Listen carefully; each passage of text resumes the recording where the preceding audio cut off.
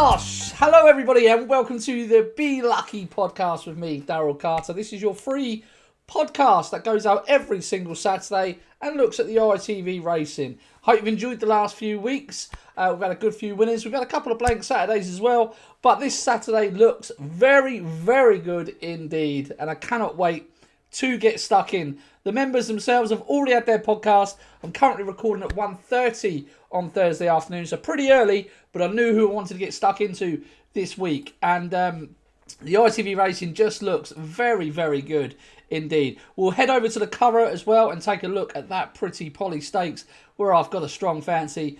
But for now, we'll go through in time order for the ITV races on Saturday. So without further ado, let's get cracking. Okay, the 140 at Newcastle is the Class 2 0 to 105 6 furlong handicap. It's not a race I have a strong opinion in. If you've been watching this show for the last few weeks, you'll understand that these types of races, unless they're smaller fields, I'm happy to kind of swerve them. I think there's stronger bets in better races over longer distances throughout the day. But Durham Castle heads your market at 4 to 1. These are the best prices as I have them now.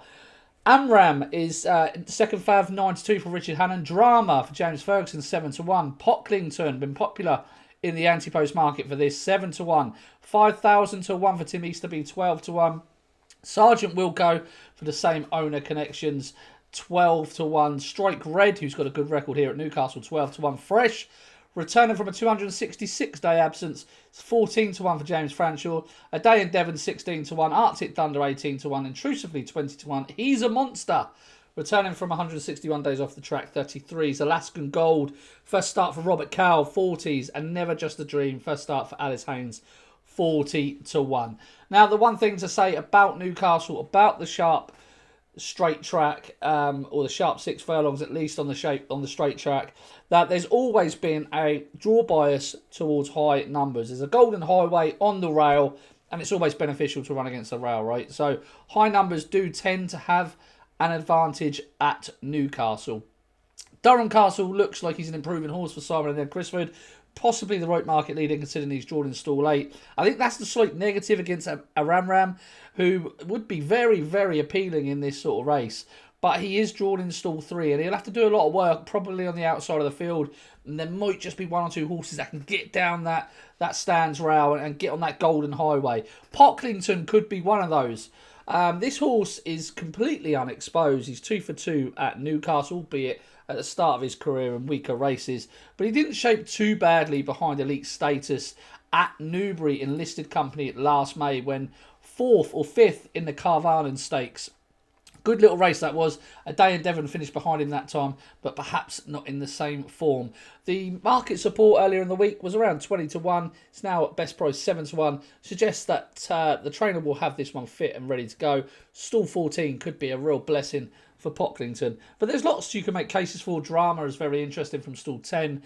Away from Kempton, he has a little bit to prove, but he is a horse that is steadily on the improve. 5,000 to 1 for David Allen and Tim Easterby. He's becoming very well handicapped, isn't he? 12 to 1 chance from stall 2.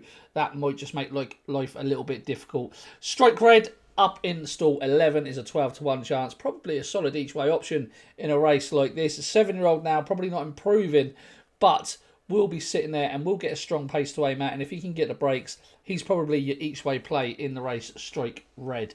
But tricky little contest to kickstart the Newcastle card. We're going to move straight over to York for the 155. Now do check your race times because they have changed these since declarations. But the 155, it is the Dubai Mile Handicap Class 3 0 to 90. Archivist heads the market at best price 7 to 4. Kadan for George Bowie 4 to 1. Madame de Savignon for Oshie Murphy and Robert Edry is 7 to 1. Nordic Norm 3-year-old 12 to 1. Capital Guarantee 14s. Barley 16s. Stanich, who seems to have gone off the ball now, 16s. Shamrock Bay 20s. Vicario's nowhere near the horse she was last year at the moment. 33s, 40s and bigger the rest, the final 3 in the market. Okay. So, I really fancy Archivist. I've liked him since I see his debut, really. He ran behind Seraph Gabriel on his debut. That was his only start on a decent sound surface. He was given a very tender ride by Richard Kingscote, formerly with Sir Michael Stout, now with William Haggas. He returned to a sounder surface last time, bolted up in a maiden at Leicester, really heavily backed, 6-4 into 2-5. But that was a run-of-the-mill contest. But his form in between that on what is unfavoured ground, soft ground, and unfavoured trip, 7 furlongs would be the bare minimum for this horse. He's going over a mile today. There is loads of improvement to come. His form has worked out everywhere. He was only beaten less than 2 lengths on soft ground by Stars in the Rise, who's rated 108.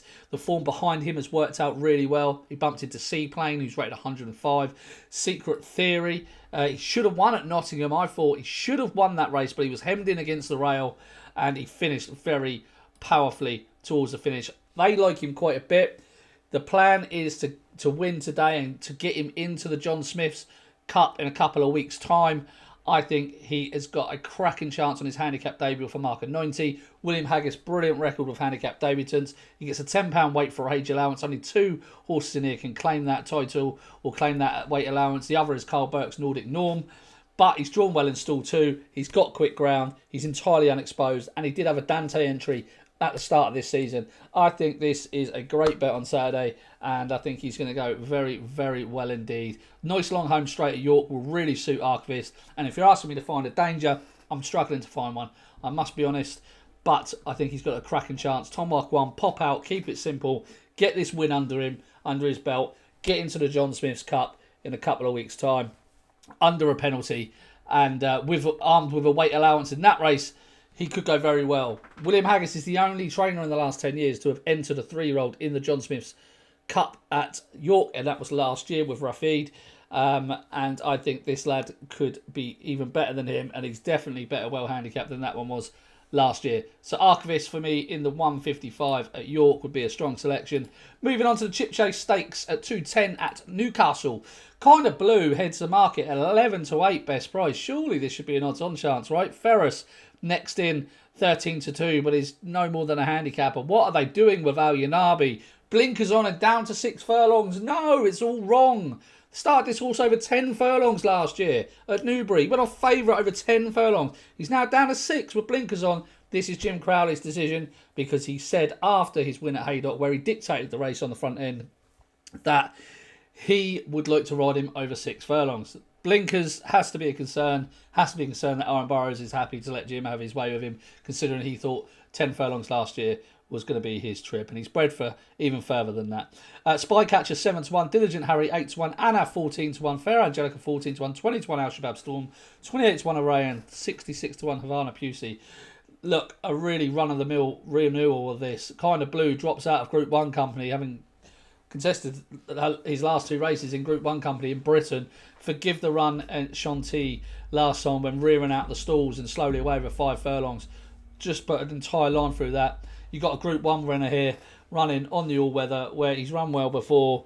There should be no issue whatsoever. Stall 4 should be okay considering there's only 10 runners and he's likely to be pushed forward.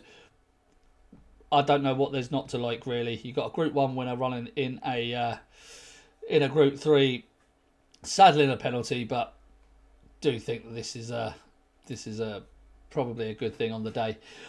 Moving back over to York for the Criterion Stakes, and I'm going to be with the head of the market again here, but I think there's loads of value in this price. 15-8 best price Lake Forest. Now that's only in one place at the moment, but 13-8, 7-4 is sort of the general consensus for William Haggas. Lake Forest finally back down to 7 furlongs on fast ground. The combination he's only had once, and that is today. So I think he's got a massive, massive chance to be going in here. He's by far the best of these horses, in my opinion. He was 5th in the Queen Anne last time, 11 days ago, but he showed a good turn of foot. He just couldn't sustain it against stronger stayers like Docklands and Rosalian.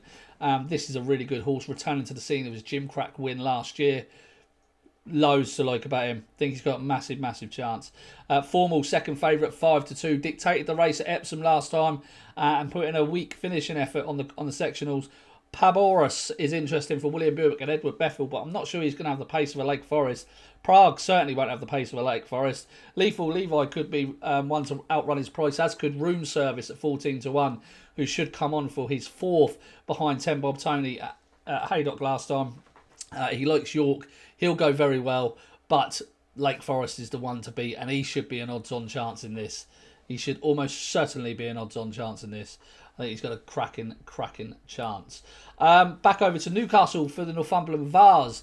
No prices for this yet. No one really wants to get stuck in and price this race up by the looks of it, considering it is one of the best races of the entire day. In fact, only 2 bookmakers are priced up. They put Godsend in at the top of the market for Luke Morris and Sir Mark Prescott. A horse with a load of ones by his name. A typical Sir Mark Prescott improver. 9-2 Contacto for Andrew Boulding. Second Fav 11-2. Trifan for Harry Charlton 6-1. Savrola 15-2. Caprello for Huey Morrison 10-1. Gibbside 12s. Humble Spark 12-1. Sheridan 12s. Artisan Dancer 14-1. And it's bigger the rest. Any price you like for a few of those. But Contacto is a horse that I liked all last season. Was with him for much of the year. Didn't quite think he had things go all his own way on a couple of occasions. One of those being at Chester when beaten by 410 Fever. But he backed up at Hamilton with a strong victory at odds on.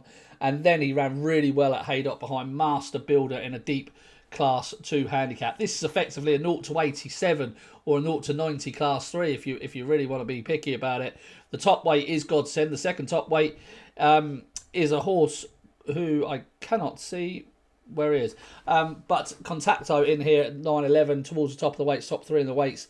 I think there's an improvement to come from him. He was a good eye-catching 4th on his seasonal return at Goodwood behind Manxman last time, and he is screaming out for a stiffer stamina test. This track should suit. He'll have no problem with the all-weather being bred for it, and I think he's got a cracking chance in the Vase handicap at 240. Back over to York for the 5 furlong sprint. Doesn't really appeal to me again, this race.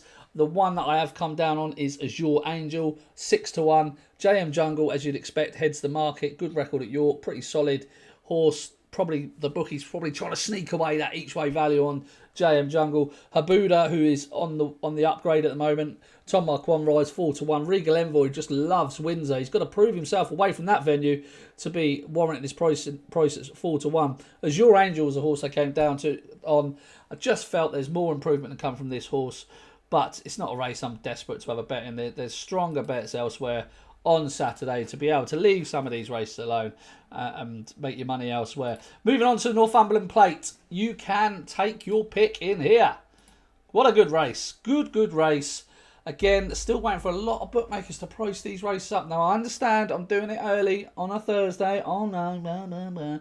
But, come on, let's build some excitement. Get those prices out as soon as possible. Get people betting. Let's get gambling. Come on. 3.15 Newcastle. Who's Glen heads the market? 5-1. So I'm just going to have to refresh this because even the bookmakers that have priced up are undecided about whether they want to price up or not. Okay, so we've got no prices for this. So I'm just... Oh, we have. Willie Mullins' Popano, second favourite, 11-2. East India Dock, 6-1. Golden Rules, 17-2. One Smooth Operator, 9-1. Zandabad, 11-1. Dancing in Paris, 12-1. Duke of Oxford, 12-1. Manxman, 14-1. Royal Legends, 16-1. Tribal Star, 16-1. Asgard's Captain, 22s. Phaylak, 22. Spirit Mixer, 22s. Lavender Hill Mob, 24s. Charging Thunder, 28s. And it's bigger than the rest. It's bigger the rest. Okay, so there's a few horses that I think are of interest in here. Dancing in Paris being the first one. I thought that run at Goodwood behind French Master was a very, very good effort. His form sort of tailed off a little bit at the back end of last year, but he had 13 runs. They ran him into the ground. Fresh horse this time around. Looks like he's ready for a big performance. Zandabad was an eye-catcher in the Chester Cup last year. Ran really well as well in the Irish Cesaro, which he's going to be the one for money. I can see it now. I can see him going off towards the top of the market, probably around sort of 11-2. So if you want a value bet, perhaps getting in on Zandabad at 11-1 might be the way to go. But I think Dancing in Paris is a horse ready to strike. So I'm happy to side with Dancing in Paris, but it's a minefield of a race. Very, very difficult. The 3:45 at Newcastle is the final race on the card on ITV before we move over to the Curragh. And Rare Change heads the market. Turned out 6 days on under a penalty for Richard Hughes. Seems to be thriving, this horse at the moment. It's 7-2. 5-1 Native Warrior gets a visor for first time for Carl Burke. Telemark 6-1. Dictated his races when he won here at Newcastle. Dosman, who just might need this one for Roger Varian, 13-2. City Walk 7-1 for Saibin Saror, been off 540 days. Jauncey, who was disappointing at Chester, man. God, he should have won that at Chester. That was a crap race. He should have won that. Eldrick Jones, 10-1, 12-1 Grays Monument, and bigger the rest. I thought Native Warrior was very interesting. I've always been screaming for him to come back to 7 furlongs and to get some headgear on. And today they do both of those. But he is drawn in stall 3 of 13. That's going to make life a little bit difficult for him. But I didn't think it was too bad of a run at Windsor, but I thought he threw it away. So I can definitely see why they're sticking this visor on him for the first time. That could make all the difference. Their ability is undoubtedly in Native Warrior to be much, much better than a marker 92. I would probably just take the chance that he would that he could improve for this fitting of the visor under James Doyle. But it's a tricky end to ITV racing. Right, let's switch over for our final race that we're going to look at, and that is the 3:30, the Pretty Polly Group 1 at the Curragh. Now, the market has put in Whirl as favourite for this. The 3-year-old Whirl as favourite for this. I think that's insane, really. Campana around 2-1. We might take the long way, 15-2. Survey 10-1. High Leaves, Who 12-1. Jancis 16-1. Magical Hope 20-1. This, if Calpana's not winning this on the back of an excellent run in the Tatstall's Gold Cup, I'll be shocked. Even though she's got to give £12 to 3-year-old Well, who's probably going to try and dictate the race. I don't think Colin King will let Ryan Moore out of his sight. It's a small enough field for her to take the step forward from that brilliant seasonal return. She was outstanding at the back end of last season, and she looks to have continued her improvement in the Tatstall's Gold Cup, where she was denied a clear run at a crucial stage. And Matt's gone out and chased home Ombudsman, which is going to look like insane form down the line. And that is the best form by a country mile in the race. Now, Well does get the £12, but I've not been convinced about the filly's form this year. I've really not. The Oaks, she wasn't the choice of Ryan Moore in the Oaks. He chose Mini Hawk. I thought it was a poor race that she won at York. She looks like she's just a horse that loves galloping out. So she'll be hard to pass. But Calpana is faster, stronger finisher, stays further, classier. Come on, Calpana. You can do this. Calpana, great price at any 11-10 or bigger, in my opinion. But the nap of the day, make no mistake about it, is Archivist for William Haggas in the first race at York. Followed closely by Lake Forest for William Haggas at York. I hope you've enjoyed that, guys, and I hope I found you a couple of winners. Thank you very much for listening. Please subscribe to the YouTube channel, because apparently that helps. I'm not really too good with all this sort of subscribe stuff, but apparently it really helps. So if you can, just click that button. I'd really appreciate it. Until next time, everybody, be lucky.